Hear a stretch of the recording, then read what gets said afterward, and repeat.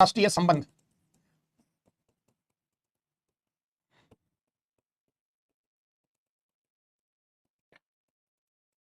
आज का टॉपिक हमारा है संयुक्त राष्ट्र संघ।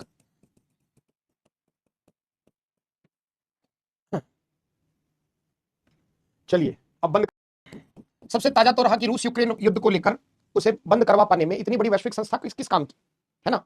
तो जो अंतर्राष्ट्रीय मंच पर यूएनओ की भूमिका रही है विगत 2-3 दशकों में, वह बड़ी विवादास्पद रही है। अंतर्राष्ट्रीय मामलों में कई बार वह उसको शांत करा पाने में सक्षम नहीं रहा है ना।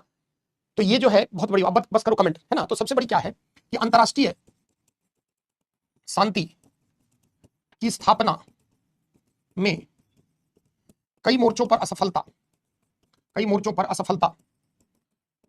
मसलन अगर हम कहें तो रूस यूक्रेन युद्ध, इजराइल फिलिस्तीन विवाद, गाजा पर इजराइल का अटैक, इजराइल और ईरान के मध्य युद्ध, ये सब, है ना। दूसरा क्या है, संयुक्त राष्ट्र संघ में सुधार, यूनाइटेड नेशंस ऑर्गेनाइजेशन में भारी सुधार की आवश्यकता। क्योंकि अगर आप देखें तो 1945 में इसकी स्थापना हुई थी और इसकी स्थापना के 80 वर्षों में इसमें कोई संरचनात्मक बड़ा सुधार अब तक नहीं हुआ है। अगर इसको एक वैश्विक संस्था के रूप में प्रतिनिधित्व करना है तो इसमें समय समय के साथ सुधार जरूरी है। यहां से प्रश्न बन सकता है, जो प्रश्न बनेगा चर्चा में क्या वही मैं पढ़ाऊंगा, ठीक है। उसके बाद यूनाइटेड नेशन सिक्योरिटी काउंसिल में भारत की स्थायी सदस्यता के दावे, उसका विरोध, तमाम पहलू पर हम लोग डिटेल से चर्चा करेंगे। यूनाइटेड नेशंस ऑर्गेनाइजेशन पर कुछ पश्चिमी पूंजीवादी राष्ट्रों का वर्चस्व समय समय पर आप सुनते आ रहे हैं, ब्रिटेन वुड्स संस्थाओं में सुधार को लेकर, है ना। आज यूएनओ पढ़ा रहे हैं, यूनाइटेड नेशंस ऑर्गेनाइजेशन, यूएसए नहीं, संयुक्त राष्ट्र संघ, है ना। आइए, तो ये सब हम लोग चर्चा मुख्य रूप से करने जा रहे हैं। तो सबसे पहले संयुक्त राष्ट्र संघ, चाहे इसको संयुक्त राष्ट्र भी हम लोग यूनाइटेड नेशंस भी कहते हैं संक्षिप्त में, या इसको संयुक्त राष्ट्र संघ कहते हैं, है ना। यूनाइटेड नेशंस या यूनाइटेड नेशंस ऑर्गेनाइजेशन। पहले तो ये कैसी संस्था है, अगर हम कहें तो जो यूएनओ है यह एक इंटर गवर्नमेंटल ऑर्गेनाइजेशन है, अंतः सरकारी संगठन है जो विभिन्न देशों के सरकारों के मध्य मध्यस्थ की भूमिका निभाता है। तो अगर हम यूएनओ के बारे में कहें तो हम क्या कह सकते हैं कि यह एक इंटर गवर्नमेंटल ऑर्गेनाइजेशन है, अंतर सरकारी संगठन है, अर्थात दुनिया के विभिन्न राष्ट्रों, उसकी सरकारों के मध्य मध्यस्थ की भूमिका निभाने वाला एक संगठन है और पूरी दुनिया के स्तर पर सबसे बड़ा एक संगठन है। आप समझ सकते हैं कि 193 देश अगर इसके मेंबर हैं और अंतर्राष्ट्रीय मंच पर एक सबसे बड़े इंटर गवर्नमेंटल ऑर्गेनाइजेशन के रूप में इसका अस्तित्व लंबे समय से, 80 वर्षों से। अब इसकी स्थापना क्यों हुई, वो समय क्या था, वो सब इतिहास है, उस पर हम लोग बहुत चर्चा न करें, संक्षेप में आखिर ये क्यों स्थापित किया गया। अगर हम गौर करें इसकी स्थापना की संक्षिप्त पृष्ठभूमि की, अगर हम चर्चा करें तो ऐसा नहीं है कि यह पहली वैश्विक संस्था के रूप में बनाई गई। इससे पहले भी अगर आप देखें तो प्रथम विश्व युद्ध में अंतर्राष्ट्रीय मंच पर बहुत व्यापक जान माल हानि की हुई। ऐसी स्थिति में प्रथम विश्व युद्ध जैसे विश्व युद्ध की पुनरावृत्ति न हो, है ना, उसको लेकर अंतर्राष्ट्रीय मंच पर सबसे पहले एक संस्था बनी जिसको हम कहते हैं राष्ट्र संघ, लीग ऑफ नेशंस, है ना। और लीग ऑफ नेशंस की स्थापना के पीछे उद्देश्य क्या था, कहीं ना कहीं अंतर्राष्ट्रीय स्तर पर विश्व युद्ध की पुनरावृत्ति न हो, है ना। और अमेरिकी राष्ट्रपति वुड्रो विल्सन के प्रयास से 1920 में पहले लीग ऑफ नेशंस बना ताकि अंतर्राष्ट्रीय शांति, सुरक्षा, निशस्त्रीकरण, है ना, किसी भी विवाद का, राष्ट्रों के मध्य अगर कोई विवाद है तो उसका आपसी संवाद के जरिए, वार्ता के जरिए समाधान किया जाए। क्योंकि प्रथम विश्व युद्ध में लाखों लोगों की जान गई, पूरे अंतर्राष्ट्रीय मंच पर बहुत बड़ी घटना थी, तो दुनिया में प्रथम विश्व युद्ध जैसे युद्ध की पुनरावृत्ति नहीं हो। अरे भैया प्रभु थोड़ा शांत हो जाओ, देख लिया है, जिनको पता होगा वो बताएंगे, अब उसके लिए इतना क्यों परेशान हो रहे हो, है ना। जिनको बताना होगा लास्ट में पूछ लेना, समझ सकते हो तुम्हें दिक्कत हो रही होगी, है ना, तो तुमने पूछ लिया, जिसने देखा, जिनको पता होगा रिस्पॉन्ड करेंगे, है ना। तो जो लीग ऑफ नेशंस जो बनाया गया उसके पीछे भी यही उद्देश्य था कि अंतर्राष्ट्रीय मंच पर एक वैश्विक संस्था हो जो पूरी दुनिया के स्तर पर राष्ट्रों के मध्य किसी भी विवाद का समाधान शांतिपूर्ण तरीकों से करे, जो निशस्त्रीकरण, डिसआर्मामेंट के प्रयास के लिए काम करे, जो विवाद का समाधान आपसी सहमति, वार्ता के जरिए, जो अंतर्राष्ट्रीय स्तर पर शांति, सद्भाव को प्रश्रय देने, प्रश्रय मतलब उसको बढ़ावा देने का कार्य करे। परंतु आप सभी इतिहास पढ़ चुके हैं कि लीग ऑफ नेशन, राष्ट्र संघ असफल रहा और 1920 में स्थापना के अगले ही 20 वर्षों के भीतर दूसरा विश्व युद्ध हो गया।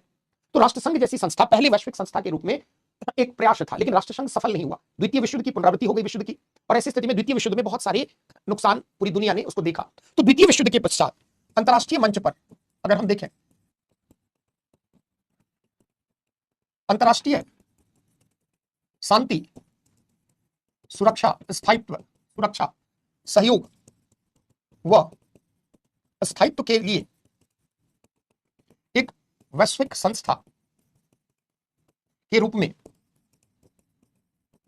24 अक्टूबर 1945 को यूएनओ की स्थापना की गई। इसमें भी अमेरिका के राष्ट्रपति फ्रैंकलिन रूजवेल्ट है ना, और ब्रिटेन के प्रधानमंत्री विंस्टन चर्चिल का बड़ा योगदान है। तो जो स्थापना में अगर हम देखें तो इसमें यूएसए के राष्ट्रपति, संक्षेप समझो, इतिहास हमें ज्यादा नहीं जानना है, फ्रैंकलिन रूजवेल्ट, और ब्रिटेन के प्रधानमंत्री, ब्रिटेन के पीएम विंस्टन चर्चिल के प्रयासों से यूएनओ जैसी वैश्विक संस्था अस्तित्व में आई।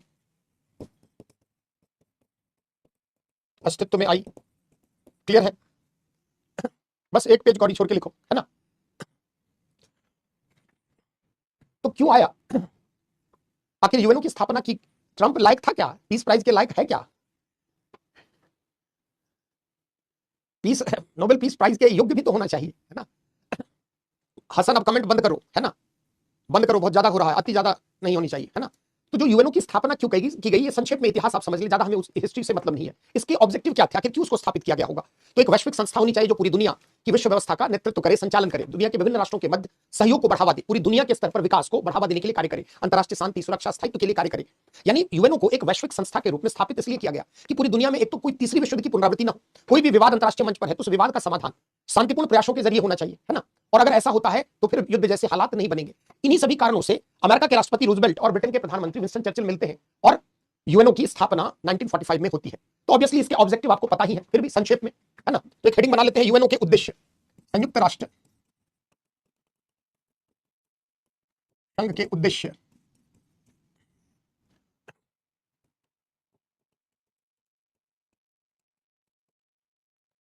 पहला उद्देश्य तो कॉमन ही है, अंतरराष्ट्रीय।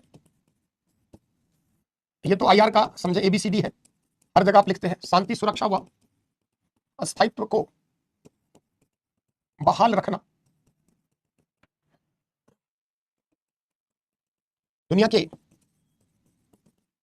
विभिन्न राष्ट्रों के मध्य सामाजिक, आर्थिक, सांस्कृतिक सहयोग और विकास को बढ़ावा, है ना।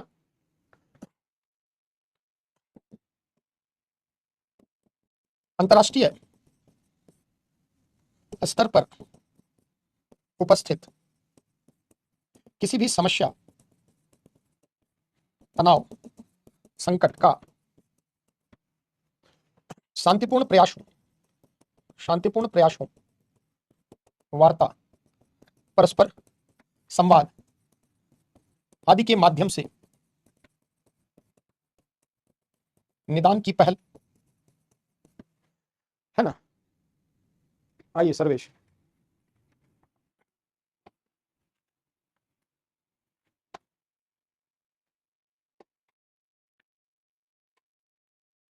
नोट करिए।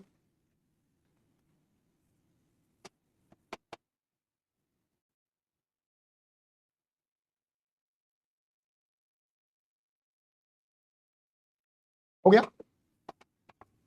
अगला, अंतरराष्ट्रीय स्तर पर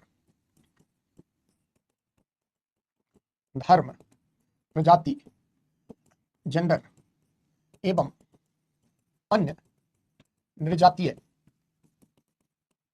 एथनिक आधारों पर विद्यमान भेदभाव एवं असमानता को खत्म करना। अनुवाद में, अब सवाल जवाब लास्ट में।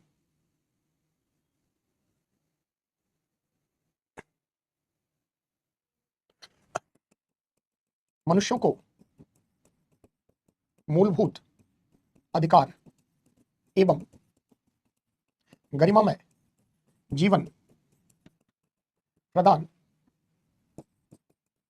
करने के प्रयासों को बल। सोच सकते हैं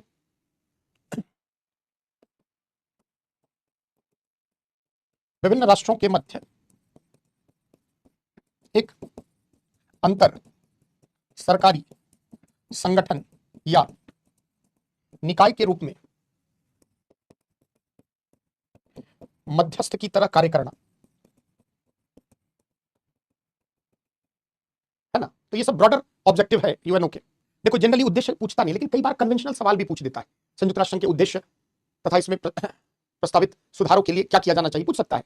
अब पंचशील वगैरह भी पूछ चुका है ना, गुजराल डॉक्ट्रिन कृष्णा, ये सब पूछ चुका है। तो कुछ ऐसा नहीं समझना कि बिल्कुल बेसिक चीज नहीं पूछेगा। एक आधा प्रश्न दिख जाता है, हर साल तो नहीं, अक्सर तो नहीं, लेकिन गाये बगाये दिख जाता है।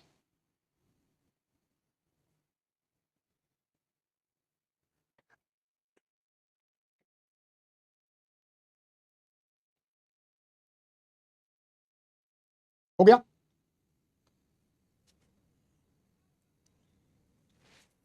मनुष्यों को मूलभूत अधिकार एवं गरिमामय जीवन प्रदान करने के प्रयासों को बल। विभिन्न राष्ट्रों के मध्य एक अंतर सरकारी संगठन या निकाय के रूप में मध्यस्थ की तरह कार्य करना, है ना, समन्वयक की तरह, मध्यस्थ की तरह।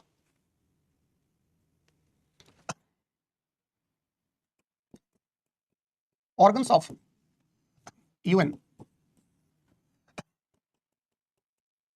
संयुक्त राष्ट्र संघ के अंग।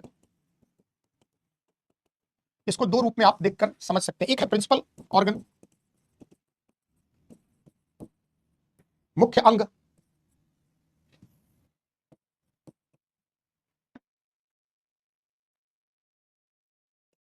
प्रमुख या मुख्य अंग या संस्था, और दूसरा है स्पेशलाइज्ड एजेंसीज, विशेषीकृत संस्था या अभिकरण।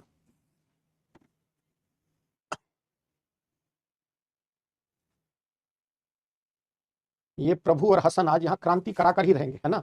पूरा इतिहास शेयर कर लो, है ना। तो प्राइम ऑर्गन या प्रिंसिपल ऑर्गन, प्राइम मुख्य, इसमें मुख्य अंग। विशेषीकृत क्या है, बहुत सारे जो है अलग अलग क्षेत्रों से संबद्ध जो है वह अलग अलग संस्थाएं, जैसे यूनेस्को की बात करें, जैसे हम एफएओ की बात करें, फूड एंड एग्रीकल्चर ऑर्गेनाइजेशन की बात करें, जैसे इंटरनेशनल सिविल एविएशन ऑर्गेनाइजेशन की बात करें, जैसे आईएईए की बात करें, इंटरनेशनल एटॉमिक एनर्जी एजेंसी की बात करें, ये सब क्या है, विशेषीकृत संस्था है। लेकिन कुछ प्राइम ऑर्गन है। तो अगर हम विशेषीकृत संस्था, पहले प्राइम ऑर्गन को उठाते हैं, जो मुख्य अधिकरण है इसके, प्राइम ऑर्गन यूएनओ। तो इसमें सबसे पहला है जनरल असेंबली, साधारण सभा, या इसको हम महासभा भी कहते हैं। दूसरा है सिक्योरिटी काउंसिल,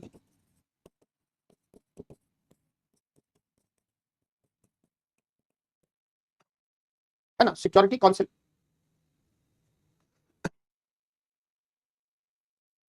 तीसरा इंटरनेशनल कोर्ट ऑफ जस्टिस, अंतरराष्ट्रीय न्यायालय। सेक्रेटेरिएट, सचिवालय।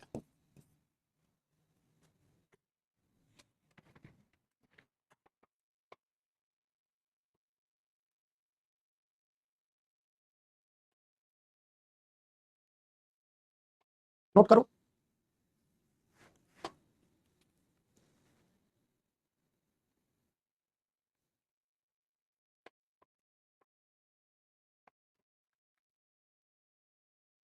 हाँ, अभी गांधी जयंती मनाए हैं 2 अक्टूबर को, है ना। सुजीत अभी जस्ट मनाए हैं 2 अक्टूबर को गांधी जी की प्रतिमा, है ना। तो सहानुभूति ही है।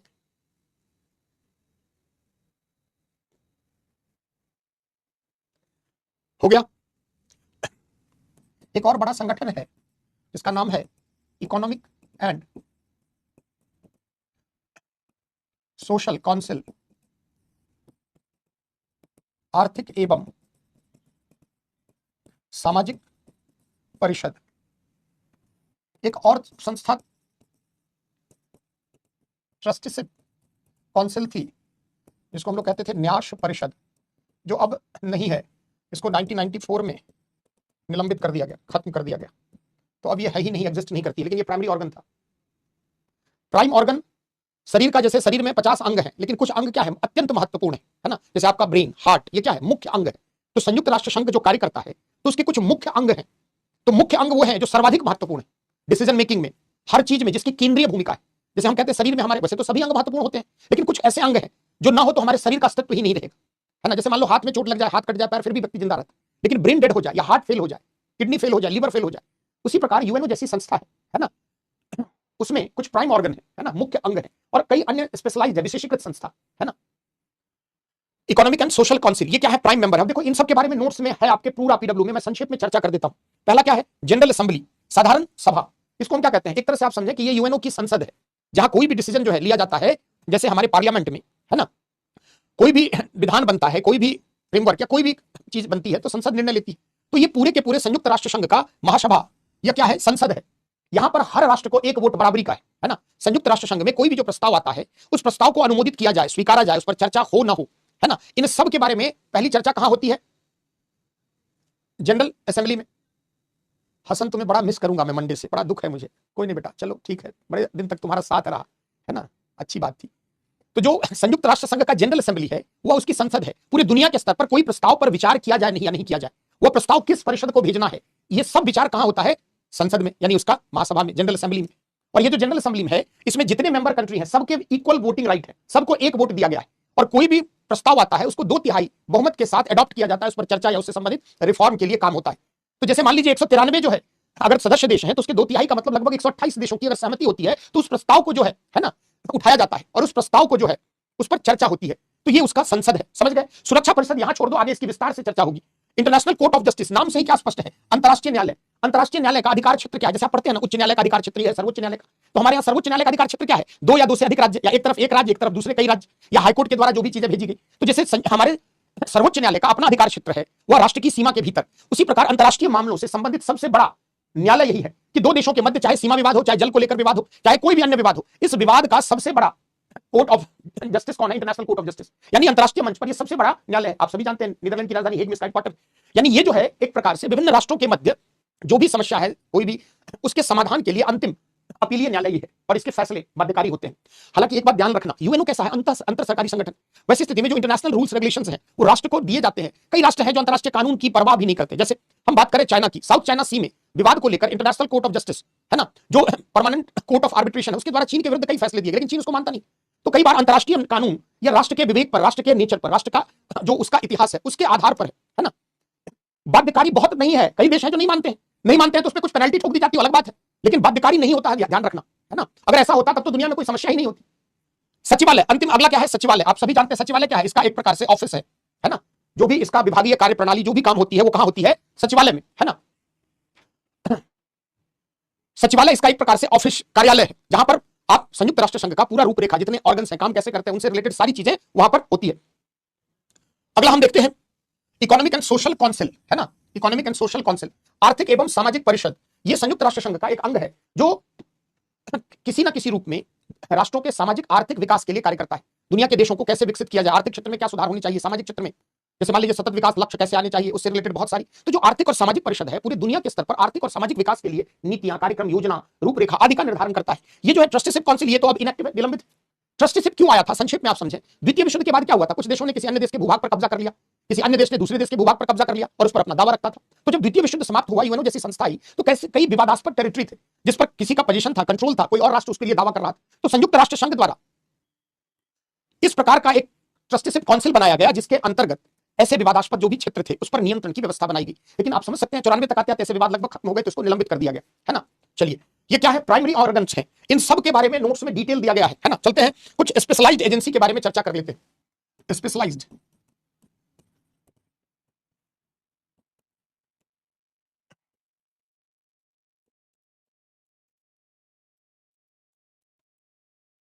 विशेषीकृत संस्था, संयुक्त राष्ट्र संघ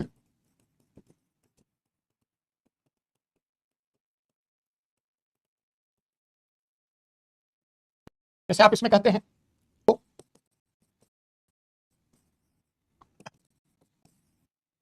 FAO, international civil aviation organisation, WTO, world trade organisation, आप कहते हैं ब्रिटेन वुड्स इंस्टीट्यूशंस, जैसे आप इसमें आप किसको शामिल करते हैं, वर्ल्ड बैंक को, और दूसरा IMF को, अंतर्राष्ट्रीय मुद्रा कोष, इसको आप कहते हैं विश्व बैंक। ब्रिटेन वुड्स संस्था का मुख्य अभिप्राय क्या होता है, वर्ल्ड बैंक और IMF, है ना।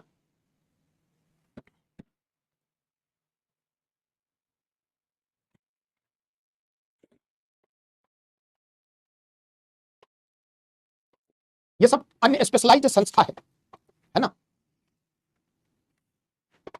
और भी बहुत है, international labour organisation ILO, international maritime organisation IMO, कई है, बहुत सारे विशेषीकृत संस्था है, IMO, इंटरनेशनल मैरीटाइम ऑर्गेनाइजेशन, अंतर्राष्ट्रीय श्रम संगठन, अंतर्राष्ट्रीय मैरीटाइम ऑर्गेनाइजेशन, IAEA सभी आप जानते हैं, international atomic energy agency, last वाला है IMF, अंतर्राष्ट्रीय मुद्रा। ब्रिटेन वुड्स संस्थान कहते हैं किसको, वर्ल्ड बैंक और IMF को। WTO के बाद है ब्रिटेन वुड्स। इकोनॉमिक्स में कई जगह पढ़े होंगे।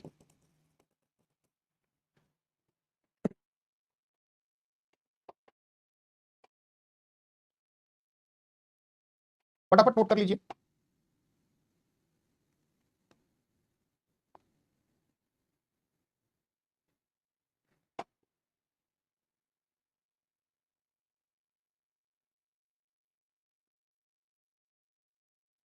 ब्रिटेन वुड्स संस्था क्यों कहते हैं, है ना, क्योंकि ब्रिटेन वुड्स में ही इन दो संस्थाओं की स्थापना का विचार आया था। कौन कौन, वर्ल्ड बैंक और IMF का, है ना।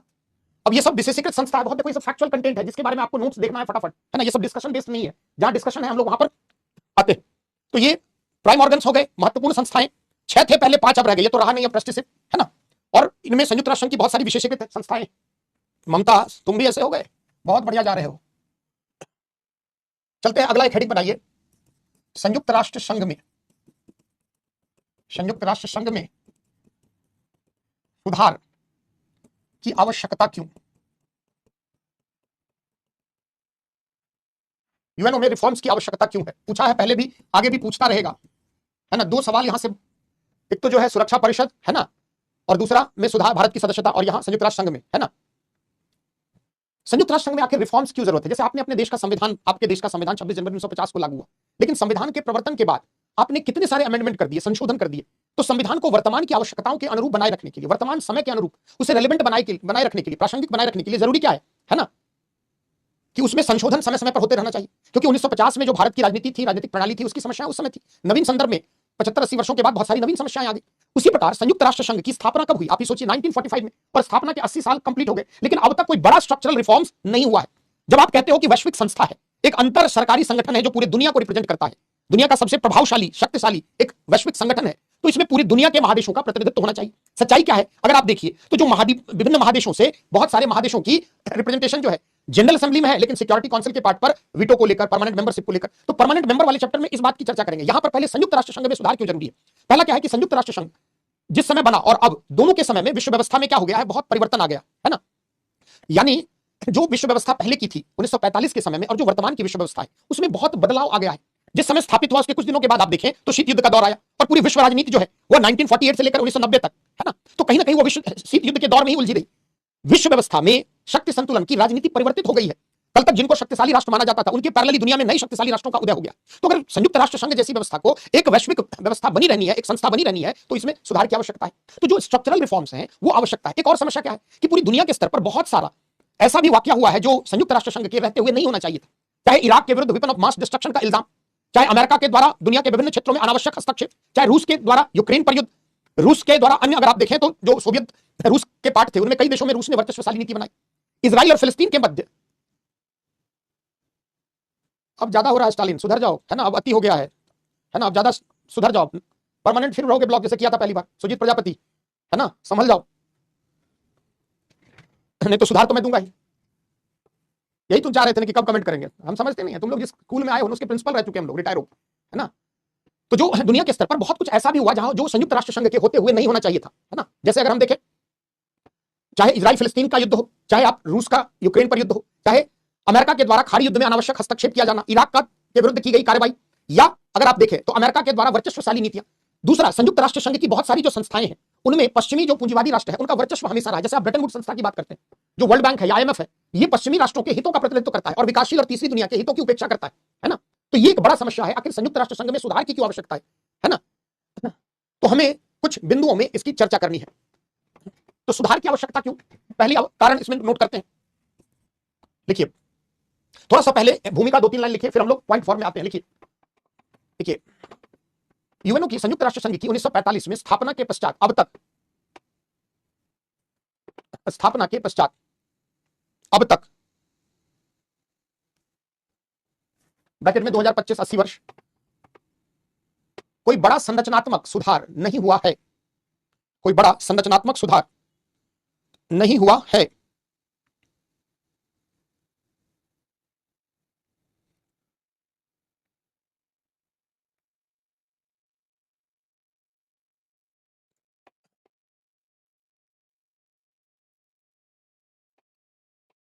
पूरी विश्व व्यवस्था में विगत 8 दशकों में, पूरी विश्व व्यवस्था में विगत 8 दशकों में व्यापक परिवर्तन आया है।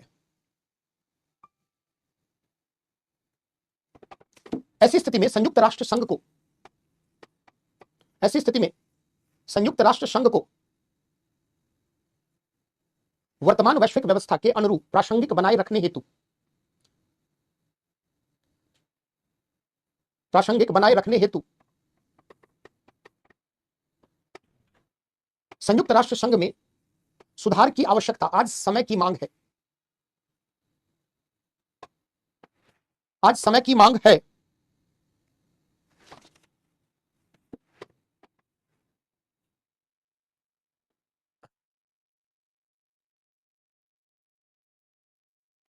फिर नवीन दूसरा लाइन हो जाएगा, वर्तमान विश्व व्यवस्था के अनुरूप प्रासंगिक बनाए रखने के लिए इसमें भारी सुधार की आवश्यकता आज समय की मांग है। दूसरा लाइन हो जाएगा, फिर कई लोगों को दिक्कत आ जाएगी।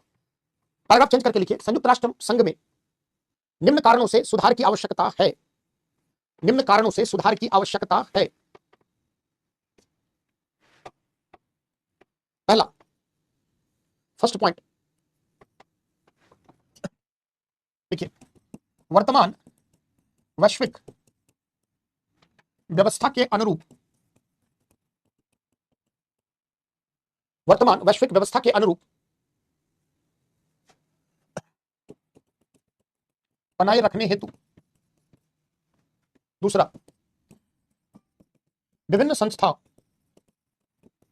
के स्तर पर पुराने प्रतिनिधित्व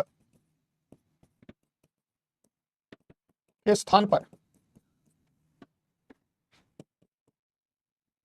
नए प्रतिनिधित्व प्रदान करने हेतु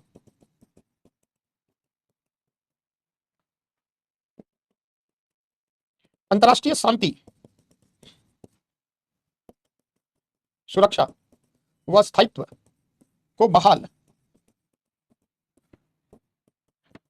रखने में सुरक्षा परिषद कई मायनों में असफल, कई मायनों में असफल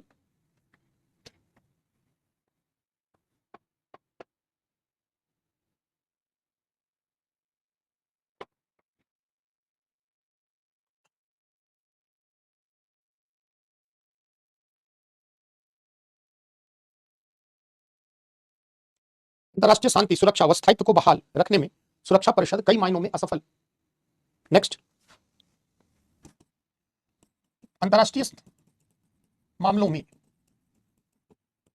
यूएनओ की अप्रभावी नेतृत्व क्षमता एवं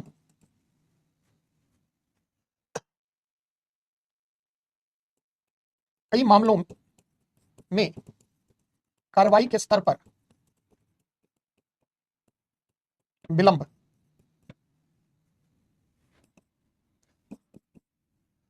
संपूर्ण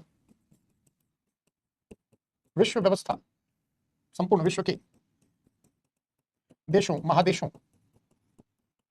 के उचित प्रतिनिधित्व का अभाव, उचित प्रतिनिधित्व का अभाव, एक एक करके सब समझते हैं।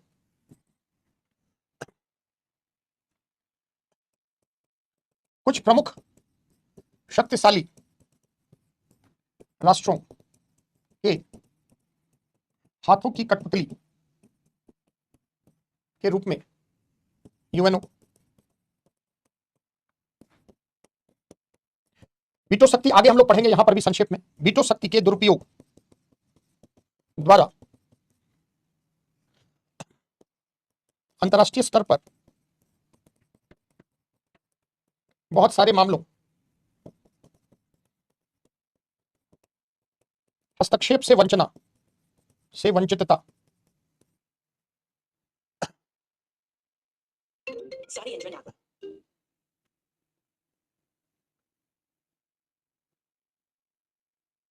है ना।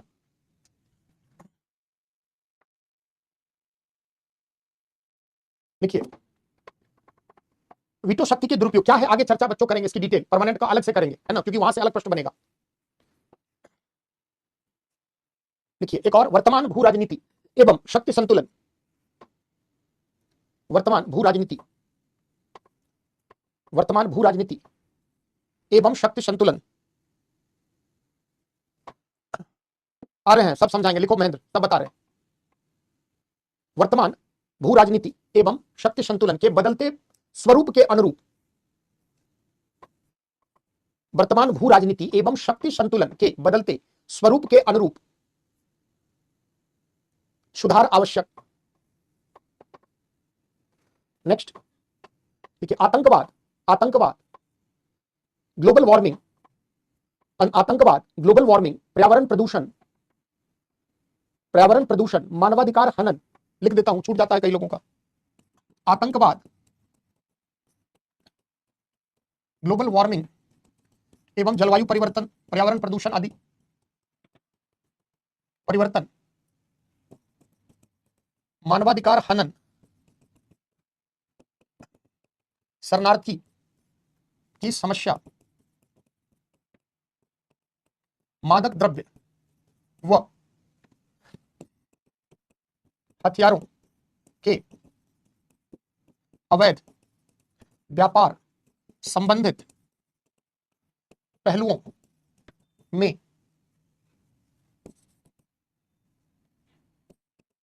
भारी सुधार हेतु शक्तिशाली संस्थाओं एवं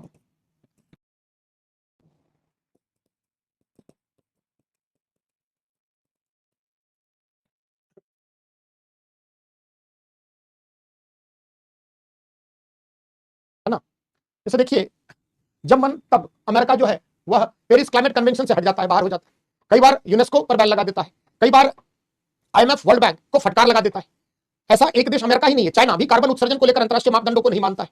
तो दुनिया के स्तर पर बहुत सारी समस्याएं, अगर हमने अंतर सरकारी संगठन के रूप में इसको बनाया तो किस लिए, क्योंकि दुनिया के स्तर पर जो भी समस्याएं एग्जिस्ट कर रही है वो सब क्या हो जाए, खत्म हो जाए। लेकिन सच्चाई क्या है कि आज भी बहुत सारी समस्याएं है ही, तो फिर ये इतनी बड़ी संस्था बनाने का क्या लाभ हुआ, है ना।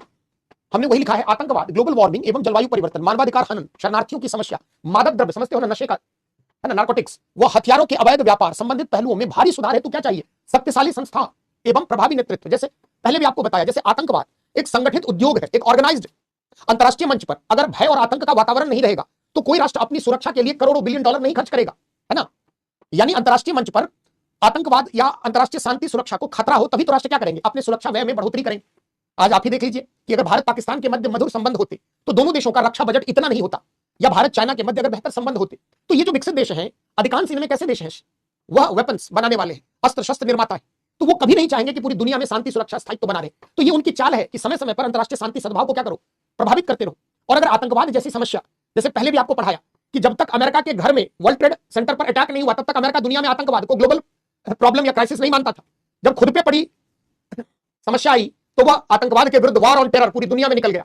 हम 90-80 के दशक से ही पंजाब में आतंकवाद, 90 में से इसके दशक से कश्मीर को लेकर भारत आतंकवाद का भुक्तभोगी है। अंतरराष्ट्रीय मंच पर भारत बार बार चिल्लाता रहा, कई बार संयुक्त राष्ट्र संघ में उठाया गया प्रस्ताव, परंतु अब तक आतंकवाद पर शमन के लिए कोई ठोस कार्रवाई यूएन के द्वारा नहीं हुई है। खानापूर्ति के लिए संस्था, कमेटी बना दी जाती है, कन्वेंशन बना दिए जाते हैं, लेकिन सच्चाई क्या है कि उस पर अब तक कोई ठोस कार्रवाई नहीं हो पाई है ना। तो अगर अंतरराष्ट्रीय स्तर पर ठोस कार्रवाई अगर होती तो आतंकवाद की बिल्कुल बंद तो कभी नहीं हो सकता, लेकिन इस कदर नहीं हो सकता।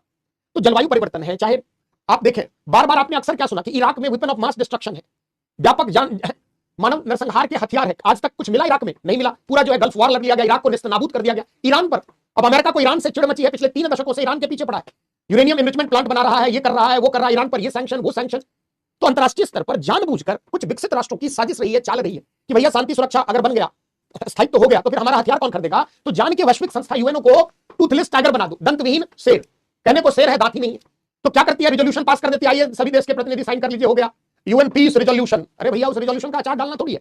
उस पीस रिजोल्यूशन के तहत कोई प्रभावी पहल हो जाए तब ज्यादा से ज्यादा क्या करता है? सैंक्शन लगा देता है ना।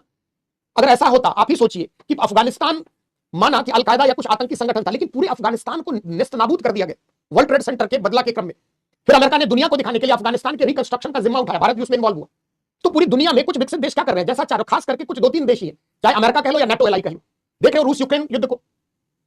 तो अगर हम इतनी बड़ी शक्तिशाली संस्था बनाए तो यह पूरी दुनिया के स्तर पर बहुत बड़ी समस्या कभी खत्म बच्चों नहीं हो सकती है। लेकिन जिस कदर समस्या आज 21वीं सदी में दुनिया के समक्ष है, वो समस्या इतनी भयंकर नहीं होती। जैसे आप देखिए, आप बार बार पढ़ते हैं ना सस्टेनेबल डेवलपमेंट गोल।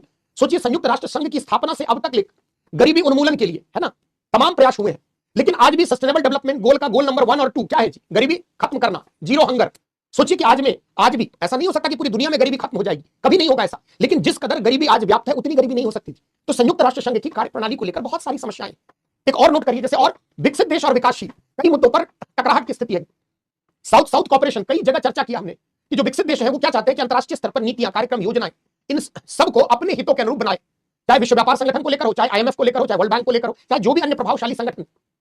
ये क्या करते हैं? अपने हाथों से कहीं बूझकर इन संस्थाओं में अपना वर्चस्व बनाए रखते हैं और अंतरराष्ट्रीय स्तर पर इन संस्थाओं के कार्यप्रणाली को अप्रभावी बना देते हैं, गैर जिम्मेदाराना बना देते हैं।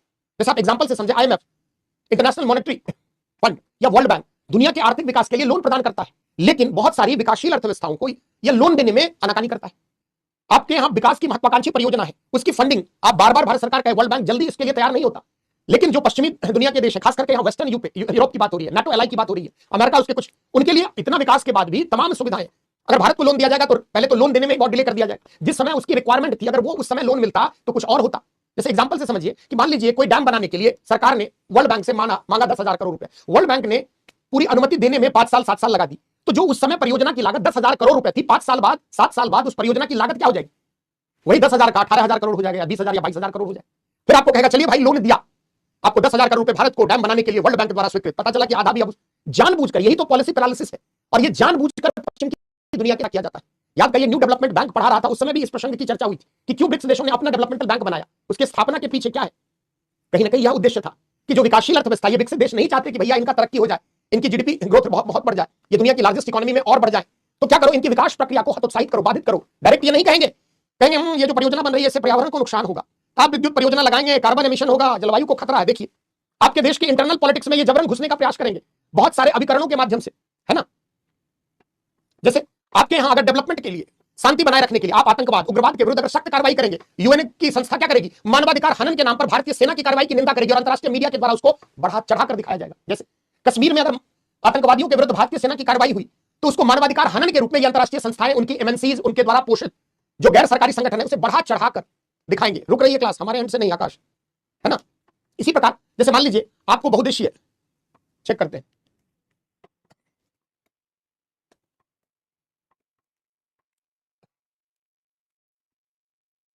जैसे बड़ी बड़ी महत्वाकांक्षी परियोजना, चेक करते हैं क्लास क्यों रुक रही है, 1 मिनट होल्ड करो। तो जो विकास की बहुत सारी जो मेगा प्रोजेक्ट्स हैं, उनको लेकर कई बार एनवायरमेंटल क्लियरेंस के नाम पर ये विदेश विकसित देशों की एजेंसी, यूएनओ की एजेंसी क्या करते हैं, समय समय पर उंगलियां उठाते रहते हैं, समय समय पर प्रश्न चिन्ह लगाते रहते हैं। जैसे मान लीजिए भारत ने कोयला ब्लॉक के आवंटन के लिए पेड़ों की कटाई की, माना कि उससे पर्यावरण को नुकसान होगा, लेकिन इस बात को यूएन की संस्था बढ़ा चढ़ाकर रखेगी। आप ताप विद्युत परियोजना लगाएंगे, क्योंकि हमारे यहाँ एनर्जी आज भी, आप 65% हमारी एनर्जी कहां से आती है? 60 से 65% हमारी ताप विद्युत परियोजनाओं से। लेकिन भारत अगर कोई अल्ट्रा मेगा पावर प्रोजेक्ट लगाता है कोल बेस्ड, तो तुरंत ये अंतरराष्ट्रीय संस्थाएं क्या कहने लगेगी कि भारत के द्वारा कार्बन एमिशन की मात्रा को बढ़ाया जा रहा है, ग्लोबल वार्मिंग के लिए भारत जिम्मेदार। आपने देखा नहीं ट्रंप का गैर जिम्मेदाराना बयान कि रूस यूक्रेन युद्ध के पीछे भारत की भूमिका है, तेल खरीद रहा है, पैसा मिल रहा है, अरे भाई हम तेल खरीद रहे हैं, हमसे ज्यादा तेल चाइना खरीद रहा है। तो ये अंतरराष्ट्रीय मंच पर ये सारी समस्या देखी जाती है। तो एक पॉइंट और नोट करो, लिखिए, अंतरराष्ट्रीय मंच पर, अंतरराष्ट्रीय मंच पर विकसित देशों के हितों के अनुरूप हितों के अनुरूप विकासशील एवं तीसरी दुनिया के देशों, है ना, के अनुरूप विकासशील एवं तीसरी दुनिया के देशों को संयुक्त राष्ट्र संघ की विभिन्न संस्थाओं के द्वारा प्रभावित किए जाने का प्रयास, संयुक्त राष्ट्र संघ की संस्थाओं के द्वारा प्रभावित किए जाने का प्रयास।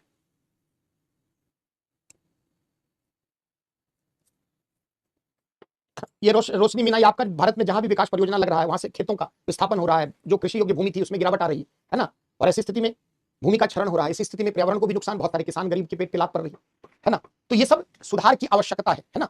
चलिए आगे हम लोग थोड़ा सुरक्षा परिषद के बारे में चर्चा कर लेते हैं। तो सुरक्षा परिषद वहां नहीं बताया था, एक हेडिंग अलग से बना लो, संयुक्त राष्ट्र सुरक्षा परिषद।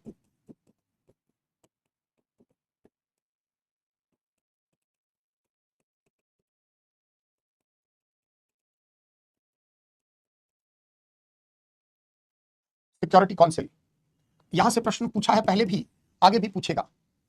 संयुक्त राष्ट्र संघ सुरक्षा परिषद, नाम से ही क्या स्पष्ट है, तीसरी दुनिया का देश मतलब अल्प विकसित गरीब देश, एशिया अफ्रीका के वे देश जिनकी अर्थव्यवस्था बहुत क्या है, संकुचित है, बहुत कम, गरीब देश, आप ऐसे समझ लेते तनिष्क, है ना। तो संयुक्त राष्ट्र संघ सुरक्षा परिषद, ऑब्वियसली इसका कार्य क्या है, ये यूएन की एक प्राइम ऑर्गन है, एक महत्वपूर्ण संस्था। इसका कार्य क्या है, अंतरराष्ट्रीय मंच पर एक प्रकार से यह संयुक्त राष्ट्र संघ का पुलिस कह लो, सेना कह लो, पूरे दुनिया के सुरक्षा की जिम्मेदारी किसके कांधे पर है, सुरक्षा परिषद के, यानी अंतरराष्ट्रीय मंच पर यह एक ऐसा यूएनओ का ऑर्गन है, प्राइम ऑर्गन है, जिसका कार्य ही क्या है कि अंतरराष्ट्रीय शांति सुरक्षा स्थायित्व को बनाए रखना, कहीं भी कोई युद्ध जैसी परिस्थितियां है, कहीं भी कोई समस्या है, उसके लिए प्रयास करना।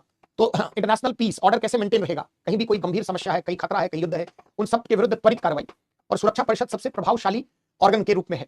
अब यहां पर दो प्रकार के मेंबर हैं, एक है स्थायी देश और दूसरे है अस्थायी देश, है ना। संक्षेप में इसकी कार्यप्रणाली समझें तो दो लाइन बस नोट करो फटाफट, लिखिए संयुक्त राष्ट्र संघ सुरक्षा परिषद, लिखिए यह संयुक्त राष्ट्र संघ का, यह संयुक्त राष्ट्र संघ के सर्वाधिक प्रमुख अंगों में से एक है, सर्वाधिक प्रमुख अंगों में से एक है,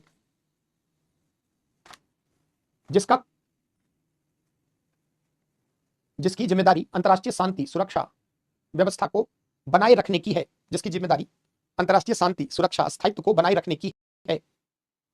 एक प्रकार से यह पहरेदार रक्षक, एक प्रकार से यह पूरे विश्व व्यवस्था का पहरेदार या रक्षक अंग है, रक्षक अंग है।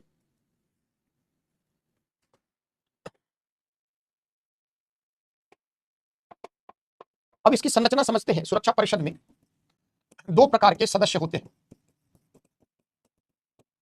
एक को आप कहते हैं परमानेंट मेंबर, इसको आप P5 के नाम से जानते भी हैं, 5 देश हैं परमानेंट मेंबर्स, स्थायी देश, और दूसरा है नॉन परमानेंट मेंबर,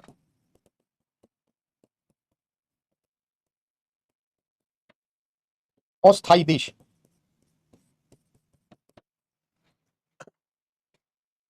अरे एक आधा सेकंड कभी काल हो जाता है, इसको पकड़ क्यों लेते हो, 1 मिनट 2 मिनट लगातार रुक जाए तो ना, इंटरनेट है, कई बार हो जाता है 10 सेकंड 20 सेकंड, ऐसा रोज तो नहीं होता है ना, पीडब्ल्यू में तो कभी रेयर ही दिखता है, तो देख लो, अगर 1 मिनट तक नहीं रहे तब कमेंट करो, है ना। टेक्नोलॉजी है, इंटरनेट वगैरह कभी कार हो जाता है, अब उस ये नहीं 1 सेकंड रुका तुरंत कहे, अगर 1 मिनट लग रहा है कि 1 डेढ़ मिनट रुक गया, है ना, हम समझ रहे हैं कहीं ना कहीं कुछ थोड़ी बहुत प्रॉब्लम हो सकती है। स्थायी देश परमानेंट मेंबर, तो जो द्वितीय विश्व युद्ध के विजेता देश थे उनमें से चाइना को छोड़कर अधिकांश कौन है, परमानेंट मेंबर है, जिसको हम P5 भी कहते हैं, है ना। परमानेंट बताने की आवश्यकता है कि आपने कई जगह पढ़ा होगा, 5 देश है परमानेंट मेंबर्स में, जिसको हम कहते हैं P5 country, P5 countries. USA, पहले यूएसएसआर हुआ करता था, अभी कौन है, रशिया, यूके, फ्रांस और चाइना।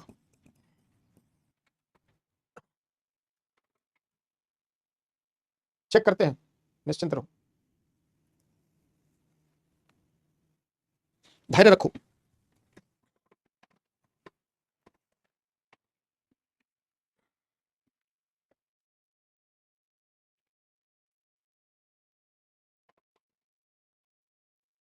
कुल 15 मेंबर होते हैं इसमें, अगर आप देखें तो 2 प्रकार के सदस्य हैं इसमें। स्थायी सदस्यता कितने देशों की है को मिली हुई है, तो 5, इसके 5 सदस्य देश हैं, 5 सदस्य हैं, और अस्थायी सदस्य जो है, अस्थायी सदस्य ये 10 होते हैं, प्रत्येक 10 सदस्य, प्रत्येक 2 वर्षों पर इसका चुनाव होता है।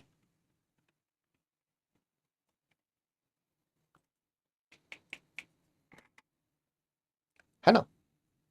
तो जो अस्थाई देश हैं उसकी संख्या कितनी है बच्चों? 10। तो कुल मेंबर कितने हो गए? 5 + 10। यानी अगर हमसे पूछा जाए सिक्योरिटी काउंसिल में टोटल मेंबर कितने हैं? 15 होते हैं।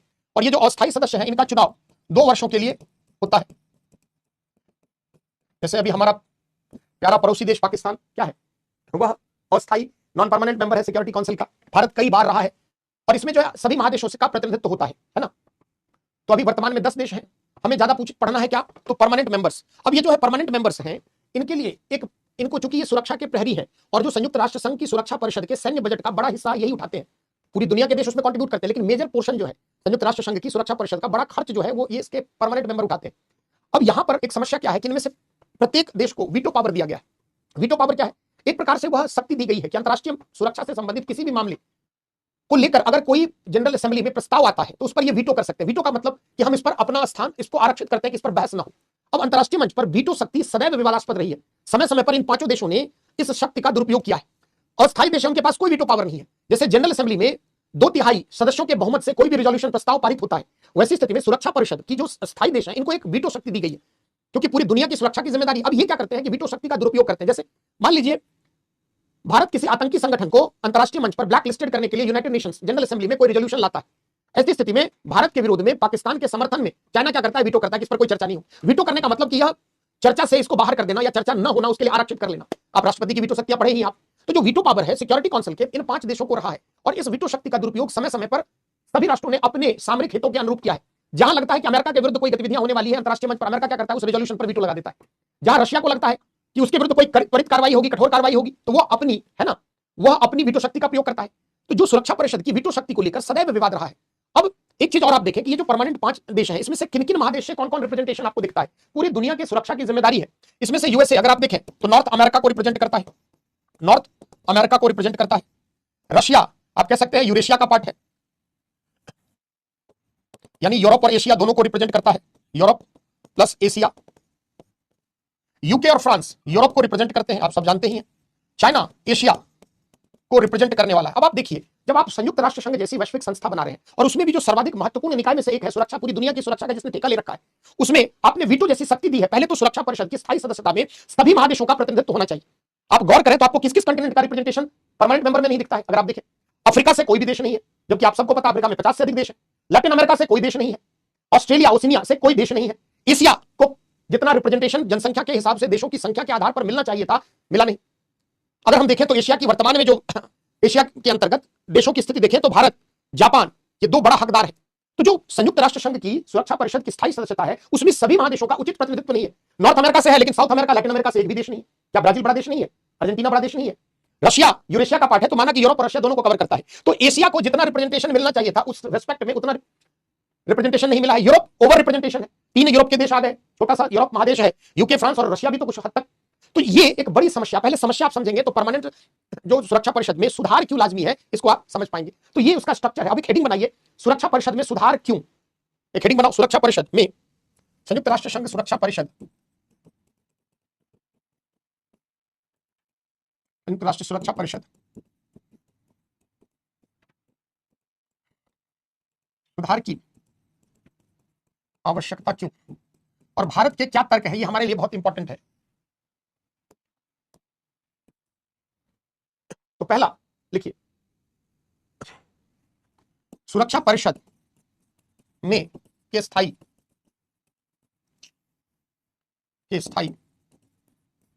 सदस्यों में सभी महादेशों के उचित व तार्किक प्रतिनिधित्व का अभाव।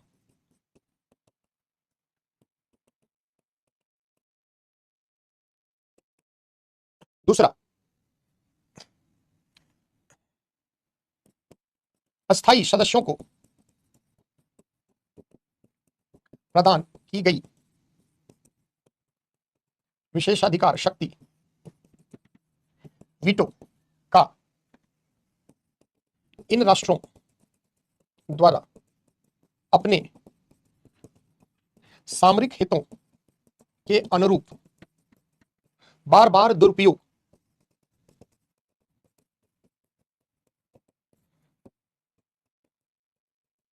किया जाना। हाँ, आ रहे हैं नवीन भैया, धैर्य रखिए।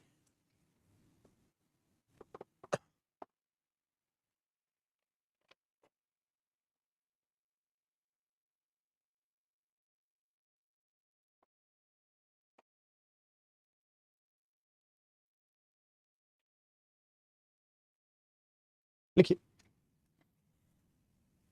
लिखिए,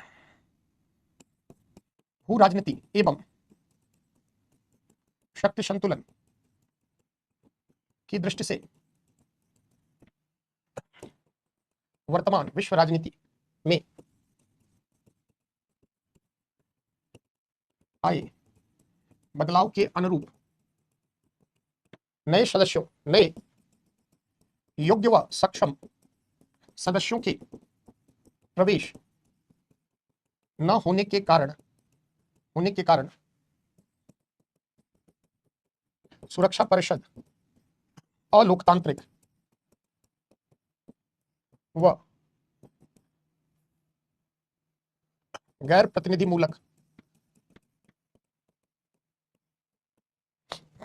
कहने का मतलब दुनिया के हर महादेश से कहीं ना कहीं इसमें रिप्रेजेंटेशन होना चाहिए था। लेकिन सच्चाई क्या है?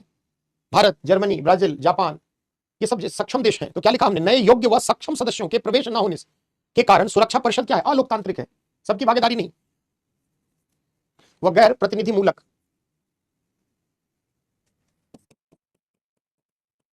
सुरक्षा परिषद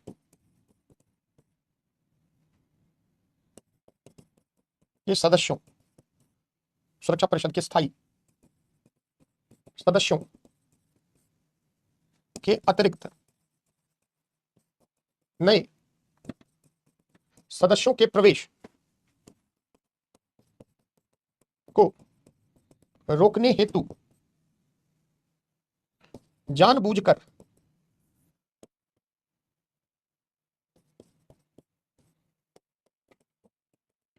तकनीकी जटिलता,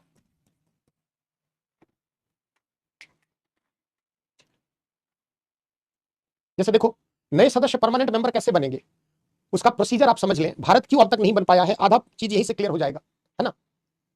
नया सदस्य सिक्योरिटी काउंसिल में कैसे आएगा? तो पहले जनरल असेंबली द्वारा 2/3 बहुमत से नए सदस्य के प्रवेश के समर्थन में अनुमति देनी। और सिर्फ बात यहीं तक नहीं है, उसके बाद जो सुरक्षा परिषद के स्थायी देश हैं उनको भी जब अनुमति वो दे देंगे तभी नया सदस्य क्या होगा? शामिल हो सकता है। तो जरा इसको समझ लीजिए, यही टेक्निकलिटी आपको समझना है कि जो सुरक्षा परिषद में अस्थायी सदस्यता या ऐसे में नए स्थायी सदस्य देशों के प्रवेश हेतु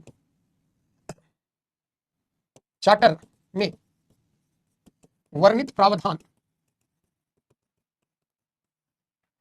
क्या वर्णित प्रावधान है? पहला, संयुक्त राष्ट्र संघ की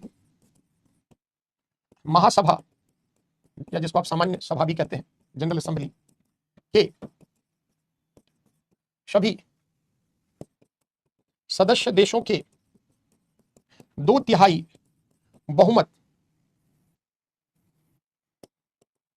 बहुमत द्वारा नए सदस्य देश के प्रस्ताव का अनुमोदन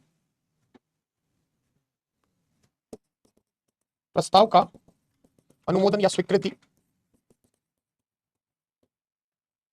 तो पहला क्राइटेरिया। दूसरा क्राइटेरिया क्या है कि जो परमानेंट मेंबर ऑलरेडी हैं 5 P5 के द्वारा भी अनुमति दी जानी चाहिए। तो दूसरा, P5 अर्थात अस्थायी सदस्यों द्वारा नए सदस्य के प्रवेश को स्वीकृति को सभी द्वारा सहमति या स्वीकृति। और एक और भी कि जो सुरक्षा से संबंधित बजट है उसमें जो परमानेंट मेंबर है उनको ज्यादा कंट्रीब्यूशन देना है, हालांकि वो कोई बड़ा महत्व नहीं रखता है, फिर भी इसको मैं दोबारा बताता हूं क्या कहता है।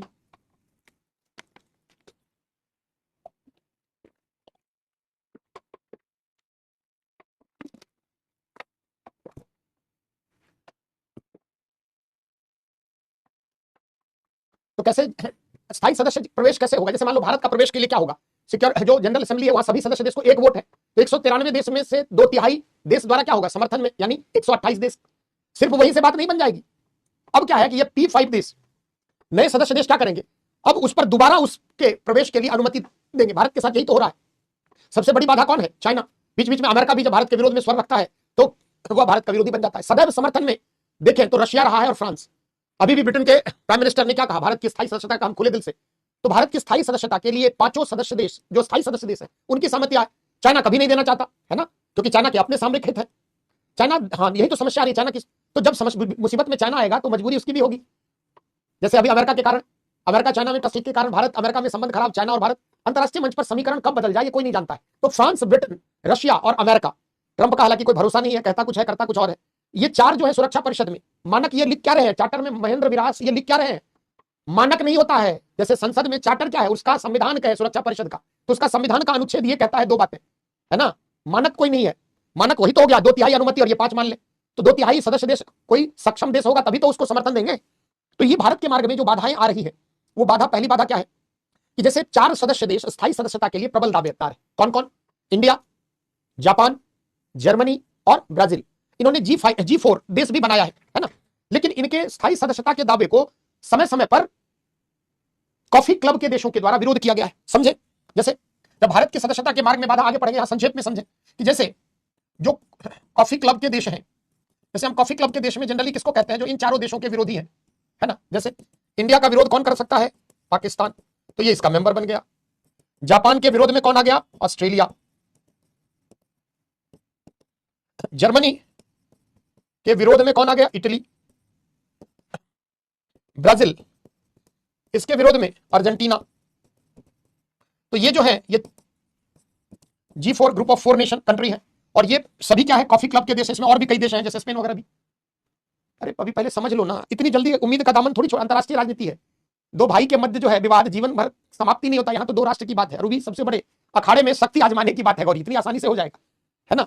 तो ये जो कॉफी क्लब है, कॉफी क्लब के देश जो है ये भारत, इसमें भारत के विरोध में पाकिस्तान खड़ा है, जापान के विरोध में ऑस्ट्रेलिया खड़ा है, जर्मनी के विरोध में इटली है, और ब्राजील के विरोध में अर्जेंटीना है। अब यहीं से आप कार्ड समझ सकते हैं। आपने पढ़ा क्वाड, क्वाड में कौन कौन है जी, इंडिया, यूएसए, जापान और ऑस्ट्रेलिया। तो जापान और ऑस्ट्रेलिया क्वाड सामरिक गठबंधन वहां निकट है, तो भविष्य में जापान के समर्थन में ऑस्ट्रेलिया आ भी सकता है, लेकिन ऑस्ट्रेलिया की अपनी भी महत्वाकांक्षा है। जर्मनी, इटली ये यूरोपियन यूनियन के पार्ट है, तो उसका समाधान कुछ ना कुछ है ना। तो सुरक्षा परिषद में नए सदस्य के प्रवेश के लिए अर्हता समझते हैं ना, एलिजिबिलिटी क्राइटेरिया क्या है, चार्टर क्या कहता है, दोनों बात। पहला 2/3 सदस्य देश द्वारा उसको अनुमोदित किया जाए, सहमति दी जाए, और फिर परमानेंट 5 देश सहमति देंगे तभी होगा। बार बार यही समस्या हो रही है ना। नहीं करूंगा माफ तुम्हें, परमानेंट ब्लॉक करूंगा, कसम खा रखा है, कभी नहीं माफ करूंगा, तुम कभी नहीं सुधरोगे, तुम निहायत ही गैर जिम्मेदार छात्र हो, है ना, ज्यादा मत बुलवाओ। तो जो परमानेंट 5 के देश हैं ये कभी नहीं चाहेंगे कि वीटो शक्ति खत्म हो जाए, है ना, और भारत या इन नए देशों का प्रवेश हो जाए। तो हमने क्या लिखा, सुरक्षा परिषद संयुक्त राष्ट्र संघ में सुधार की आवश्यकता क्यों, उसका लास्ट पॉइंट हम लोग देख रहे थे, इसी में हमने चर्चा कर ली। क्या, सुरक्षा परिषद के स्थायी सदस्यों के अतिरिक्त नए सदस्यों के प्रवेश को रोकने हेतु जानबूझकर तकनीकी जटिलता, है ना, इसी का ये पार्ट था। अब एक पॉइंट मेन पॉइंट पर और ऐड कर लो, कहां पर समझे, इसके नीचे ऐड करो, सुधार की आवश्यकता है। लिखिए, वीटो पावर को अस्थायी रूप से निलंबित किया जाना, है ना।